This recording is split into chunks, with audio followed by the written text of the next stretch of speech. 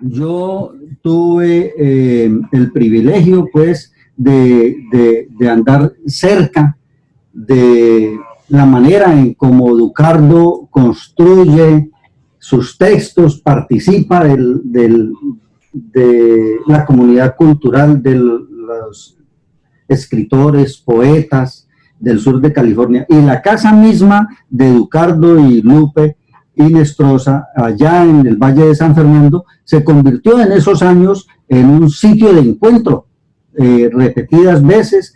En esa época fue la Peña Literaria La Luciérnaga, pero también otro tipo de encuentros sociales y culturales que hacían de Ducardo un punto de referencia, una especie de embajada cultural en el sur de California.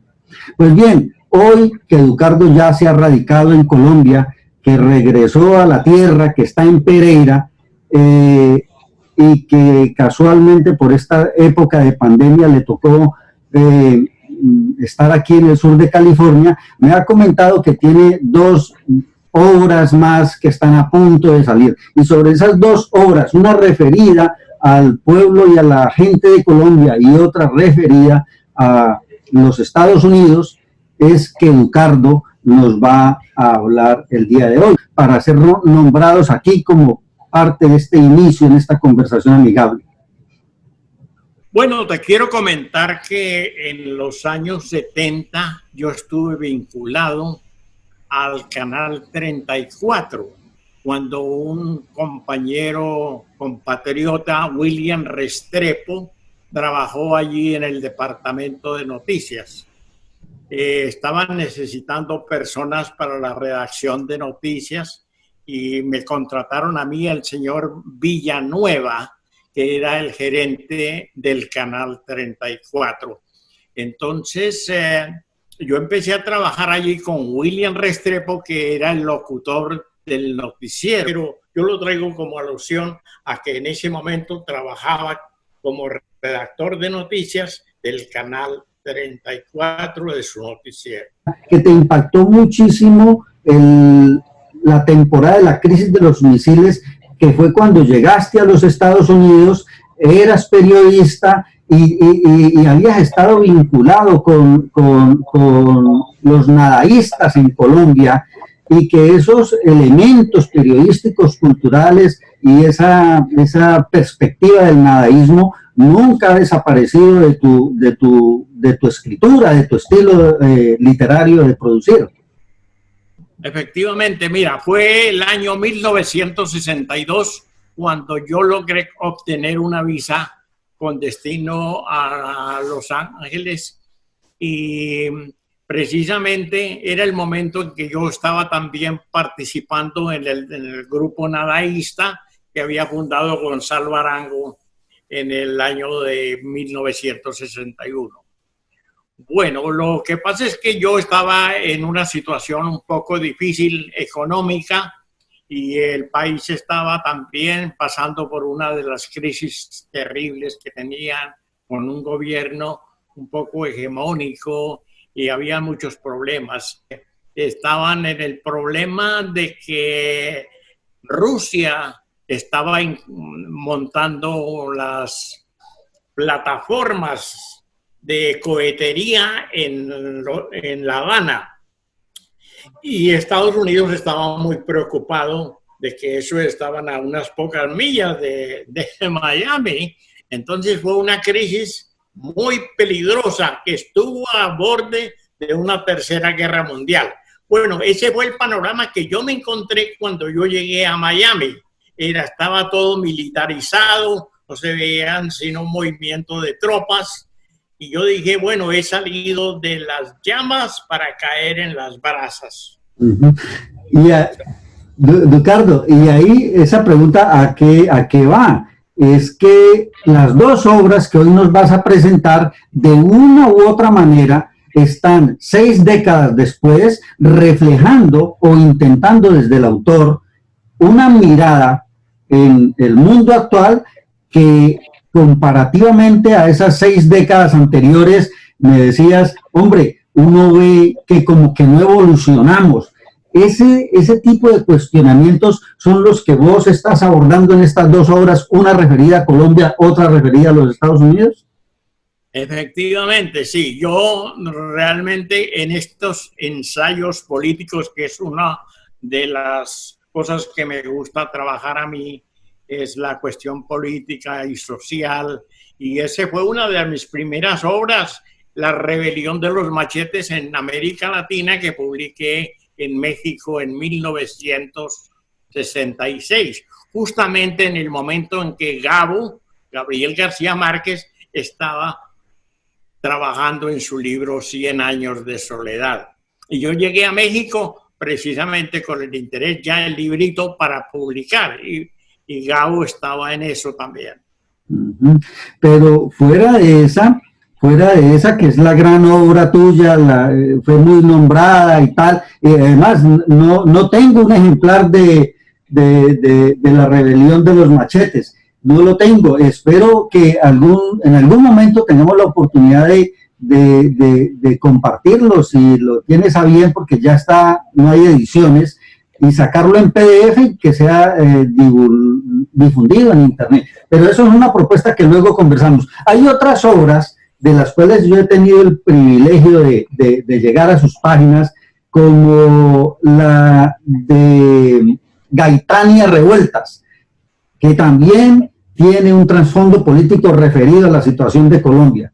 Exactamente, sí. Gaitania Revueltas es un testimonio de una exguerrillera que se llamaba precisamente Gaitania, porque su padre, que era un liberal gaitanista, pues él era mexicano, porque él nació en el estado de Morelos, pero su padre lo trajo a Colombia de 2 años. Entonces aquí se acabó de criar, se educó y se casó posteriormente con una tolimense, y como él era muy amigo de Jorge Eliezer Gaitán, dio la coincidencia de que tanto la esposa de él como la esposa de Gaitania estaban esperando su primogénito. Bueno, cuando nació la hija de nuestro personaje, resulta que le pone el nombre de Gaitania para el nombre de Jorge Eliezer, porque él le iba a poner Jorge Eliezer, pero como nació una niña, entonces le puso Gaitania. Y a su vez, Jorge Eliezer tuvo una hija que se llamó Gloria Gaitán. Sí, sí. Bueno, fue una coincidencia, y esto dio lo que posteriormente el personaje de Gaitania me lo encuentro precisamente en la ciudad de Pereira, donde conocí, y ella me contó su historia, me cautivó todo lo que me dijo, inclusive me preocupó su estado en que estaba viviendo, y entonces yo opté por escribir su historia con el permiso de ella. Ricardo, en otras obras donde realmente el deleite es muy significativo, uno se pasea por las fondas camineras de la zona cafetera colombiana. Ese pasaje a Pereira es un estilo muy fácil de despertar en uno empatía para hacer un viaje turístico por la zona cafetera. Háblanos de pasaje a Pereira un poquito. Sí, bueno, en el pasaje a Pereira yo hice una investigación folclórica y también personajes del Pereira antiguo, y entonces se me ocurrió la idea de hacerlo a una manera de crónicas periodísticas, pero escogiendo 3 personajes, el uno de un campesino colombiano que narra su manera de ver la situación de una manera muy simple, muy campesina, la otra de un personaje citadino que vive en Pereira, y la otra como de un profesor que está narrando parte de la historia ya en su otoño. Viví, digamos, un éxodo por diferentes pueblos de Caldas, pues Circasia, Montenegro, Finlandia, Armenia y Pereira. Y entonces en ese movimiento, pues yo estuve en diferentes situaciones en las escuelas públicas de Circasia, estuve en Pereira, en el Colegio de Gracias Cardona, ahí completé mi educación secundaria. El libro A la sombra de la catedral es una novela gótica que escribí sobre Manizales, porque yo estuve viviendo en mi juventud en Manizales. Yo estuve trabajando en la radio en ese entonces, estuve en Radio Manizales y estuve leyendo el noticiero Crónica, que era el noticiero local de Caldas. Me tocó justamente en la época de Rojas Pinilla y yo estuve también pues vinculado también a la parte periodística. Ya yo escribía notas para La Patria de Manizales y en base a eso yo escribí precisamente A la sombra de la catedral, porque mi padre desde niño me llevaba a la iglesia y eso estaba, digamos, en construcción, porque la catedral de Manizales se quemó 3 veces y finalmente se hizo una gran catedral en cemento porque las anteriores eran de madera.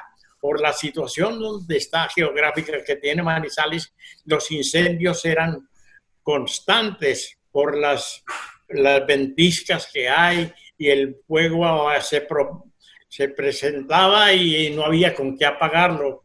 Manizales no tenía esas máquinas en ese entonces, todo era moviendo ollas con contenedores de agua para apagar los incendios. Y en 1922 se quemó 43 manzanas de esa, casi la totalidad de Manizales.